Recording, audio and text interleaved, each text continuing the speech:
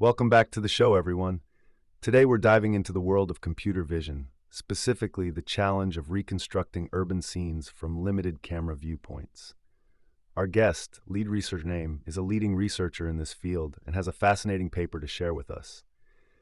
Can you give us a quick overview of your work and what it addresses? Thanks for having me.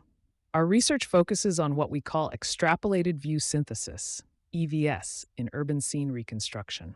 The problem is, most existing methods use images taken from driving vehicles, typically with forward-facing cameras.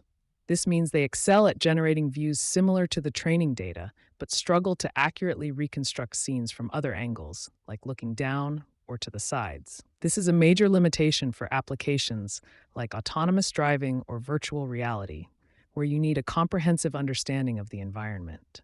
So, are you saying that current methods are like looking at the world through a tunnel vision? They can see straight ahead, but not what's on the sides or above. That's a great analogy. It's precisely the issue. Think of a self-driving car. It needs to anticipate potential hazards or pedestrians coming from different directions, not just what's directly in front of it. Current methods aren't equipped for that. So our goal is to develop a method that can synthesize accurate and photorealistic views from perspectives outside the training camera distribution. That sounds like a huge challenge. You've been working on urban scene reconstruction for a while now. What are your thoughts on the importance of this research and the limitations it addresses? This work is absolutely crucial. We need to move beyond this forward-facing camera bias. It's limiting the potential of many applications. Imagine a self-driving car navigating a busy intersection, or a virtual reality game player needing to look around a virtual city. The ability to accurately synthesize views from any angle is essential. This research tackles a crucial bottleneck in the field. Let's delve deeper into your methodology. Can you explain how you're tackling this challenge? You mentioned 3D Gaussian splatting. Can you walk us through that? Sure. We use 3D Gaussian splatting as our scene representation. Instead of using a continuous function like other neural radiance fields, it uses a collection of 3D Gaussian distributions. Each Gaussian represents a point in the scene, with its position, density, color, and orientation defined by the covariance matrix. It's a bit like a cloud of fuzzy points, each with its own unique properties. This allows for efficient real-time rendering and can capture fine details. So imagine you're trying to model a street scene. Each Gaussian would be like a tiny fuzzy ball representing a brick in the sidewalk, a leaf on a tree, or a part of a car. By combining all these Gaussians, you get a 3D representation of the entire scene. It's a very flexible way to represent complex environments. That makes sense. And how do you get this cloud of Gaussians to accurately represent the scene? You mentioned LiDAR data. How does that fit in? LiDAR provides us with a point cloud of the environment, essentially a 3D map of the scene. We use this point cloud to initialize the positions of our Gaussians.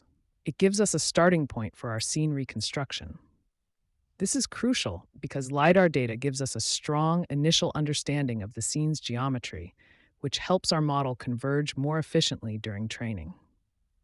So LiDAR acts as a kind of blueprint, guiding the model towards a realistic representation of the scene. That's smart. Exactly. It's a great starting point. But even with LiDAR, we have another key challenge. The shape and orientation of the Gaussians are critical for accurate view synthesis, and they can be tricky to optimize. This is where our innovative covariance guidance comes in. Okay, this is getting interesting. Let's get into the heart of your methodology. What is this covariance guidance, and why is it so important? Here's the problem. If we only train our model on forward-facing cameras, the covariances of the Gaussians tend to overfit to that perspective. They become elongated in a way that's good for seeing straight ahead, but if you try to look to the side or down, you get these strange artifacts and missing parts. We call this lazy covariance optimization.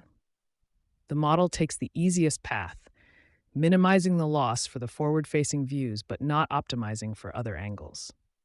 So, it's a bit like a lazy student who only studies for the questions they know will be on the test and then fails the ones they haven't prepared for. That's a good way to put it. To overcome this, we guide the covariance of the Gaussians to better reflect the underlying surface of the scene.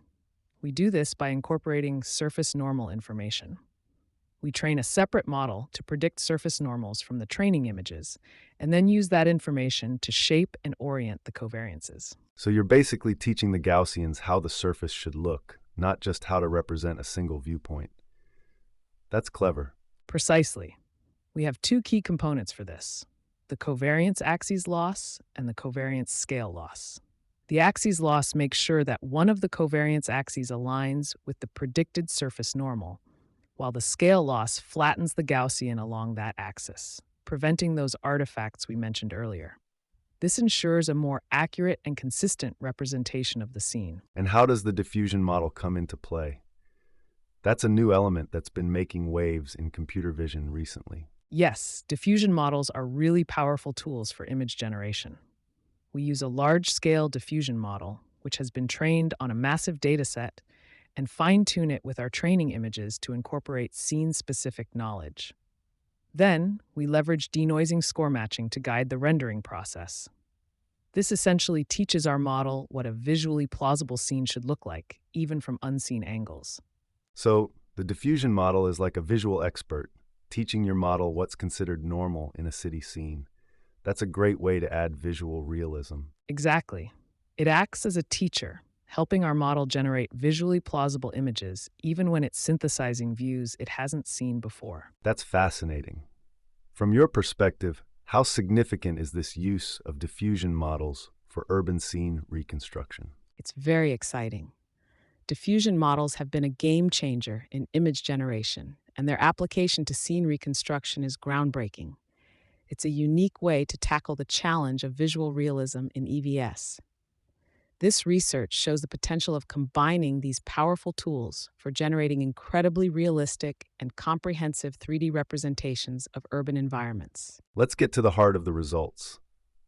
What did your experiments show? How did your method perform compared to others? We tested our method, which we call VEGS, on the Kitty 360 and Kitty datasets. We compared it to other state-of-the-art methods like Mars, BlockNerve++, and 3DGS.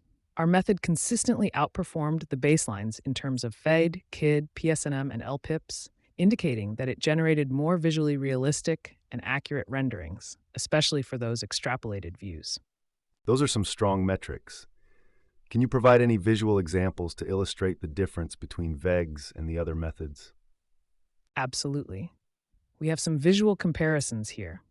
You can see that VEGS does a much better job of handling those challenging views, like looking down or to the sides, where other methods tend to have artifacts or missing information. Our method captures the scene much more faithfully, producing more realistic and consistent views. It's impressive how VEGS overcomes those limitations. But is there any room for improvement? What are the potential limitations of your approach? That's a great question. While our method shows significant progress, there are still areas we can improve upon. One limitation is the computational cost. It takes a considerable amount of time to train the model. We're also reliant on LiDAR data, which isn't always readily available. And while we can handle static scenes with dynamic objects, further research is needed to effectively model complex motion in urban environments. That's understandable. It's always a balancing act between performance and computational cost. What do you think are the biggest hurdles for this research moving forward?